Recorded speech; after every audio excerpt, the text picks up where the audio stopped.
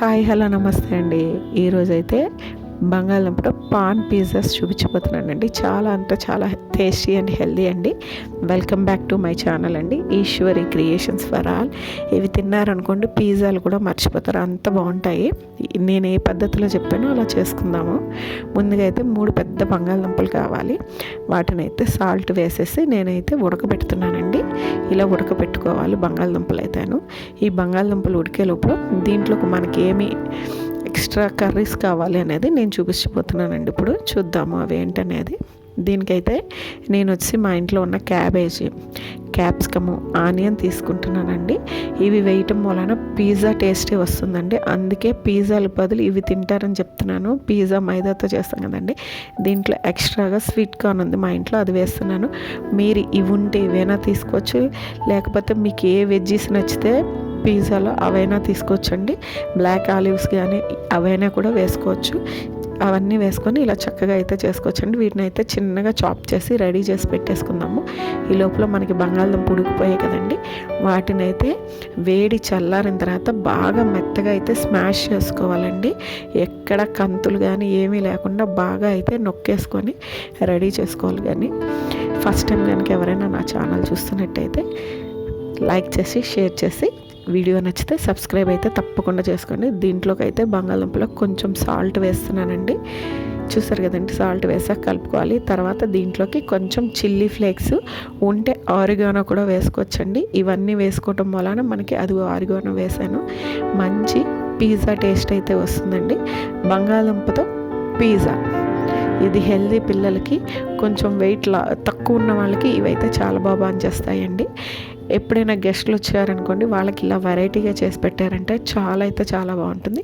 ఈ బంగాళదుంప కొంచెం మనకి బేక్ చేసేటప్పుడు కన్సిస్టెన్సీ కోసం 1 స్పూన్ నేను మైదా వేస్తున్నానండి. 2 స్పూన్లు అయితే బియ్యపిండి వేస్తున్నాను. మీరు మైదా ప్లేస్లో కార్న్ఫ్లోర్ వేసుకోవచ్చు, లేదా గోధుమ పిండి కూడా వాడచ్చండి. మైదా వేస్తే కొంచెము పిజ్జా స్ట్రక్చర్ వస్తుందని నేను వేస్తున్నానండి.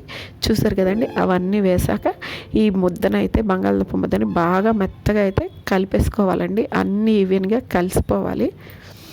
నా వీడియో కనుక మీకు నచ్చినట్లయితే ఈ రెసిపీ ట్రై చేసి ఎలా వచ్చిందో కామెంట్ చేయండి. ఎక్కడి నుంచి చూస్తున్నారు అనేది కూడా కామెంట్లో పెట్టండి. చూసారు కదండి, ఈ ముద్ద అయితే రెడీ అయిపోయింది. దీనికి ఇప్పుడు లైట్గా మనం ఆయిల్ వేస్తున్నామండి. ఎందుకంటే ఇది ఆయిల్ వేసి కాసేపు 5 నిమిషాలు దీన్ని పక్కన పెట్టుకుందామండి. అప్పుడు దీన్ని మనం ఎలా కావాలంటే అలాగ మౌల్డ్ చేసుకోవచ్చు.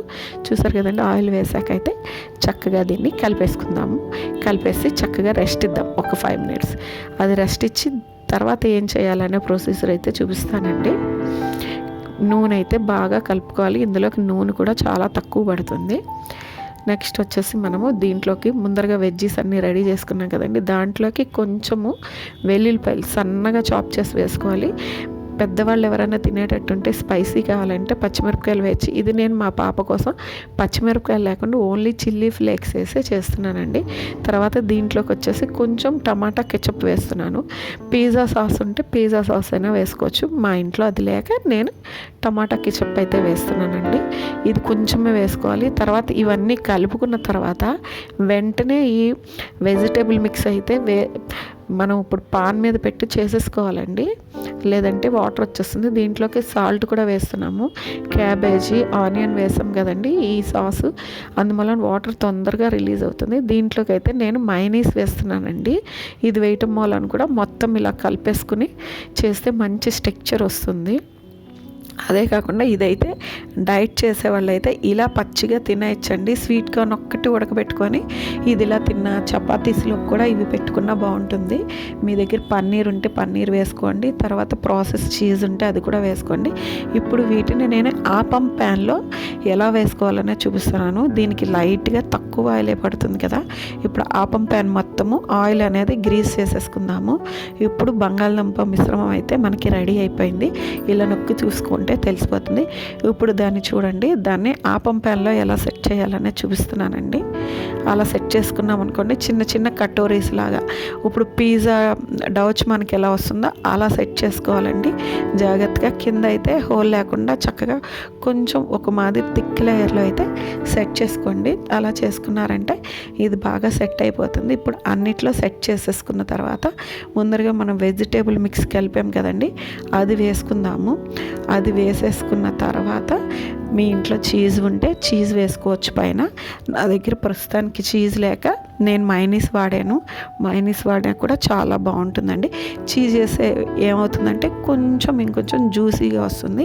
ఇప్పుడు ఇవన్నీ అయితే ఆపం ప్యాన్లో అయితే సెట్ చేసుకున్న తర్వాత స్టవ్ వెలిగించుకోవాలండి. లేదంటే ముందరగా కొన్ని కాలిపోతాయిను. మనం ఈ వెజిటేబుల్ మిక్సర్ రెడీ చేసుకొని అందులో సెట్ చేసుకుంటున్నాం కదండి, అందుకని తర్వాతే చూసారు కదండి. ఇలా వెలిగించాక దీనిపైన మూత పెట్టి ఒక్క 5 నిమిషాలు అయితే దాన్ని కాలనిద్దామండి. ఒక 5 నిమిషాల తర్వాత కంపల్సరీ మూత తీసి ఒకసారి చెక్ చేసుకుందాం. ఎందుకంటే మధ్యలో ఉన్న పార్టే ఇది కాలుతుంది, మిగిలినవి కాలవు. అందుకని వాటిని ఒకసారి చెక్ చేసుకొని అవి ఎర్రగా కాలకపోతే ఇది అనేది మనకి రుచి రాదు, పిండిలాగా బాగోదు ఉండి. అందుకని దాన్ని అయితే ఒకసారి చెక్ చేసుకొని ఒకసారి మనం ఆ ఆపం ప్యాన్ని ఎటువైపు అయితే కాలలేదో అటువైపుకి మనం ఈవెన్గా జరుపుకుందామండి. ఇలా సైడ్ పట్టుకొని దానిని ఎక్కువ సెగ ఎట్టు వస్తుందో చూసి అటు జరుపుకోవాలి. చూడండి, అది ఎర్రగా కాలిపోయింది కదండి మధ్యలోది, మిగిలినవి అయితే ఎర్రగా కాలేదు. అందుకని అవన్నీ కూడా జాగ్రత్తగా పట్టుకొని ఎర్రగా కాలేదాకా మనమైతే ఆపం ప్యాన్ అయితే సెట్ చేసి కదుపుకుందామండి. చూస్తున్నారు కదండి. ఆ తర్వాత పైన మూత తీసేసుకోవాలి. ఇప్పుడైతే ఇవి రెడీ అయిపోయి చూడండి. దీని మీద చీజ్ వేస్తే చాలా బాగుండేది. నా దగ్గర లేకపోలే, మీరైతే వేసుకొని ట్రై చేయండి.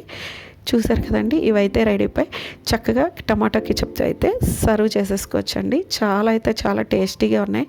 ప్రతి ఒక్కళ్ళు ఒకసారి అయితే ట్రై చేయండి. థ్యాంక్ యూ అండి. Thank you for watching.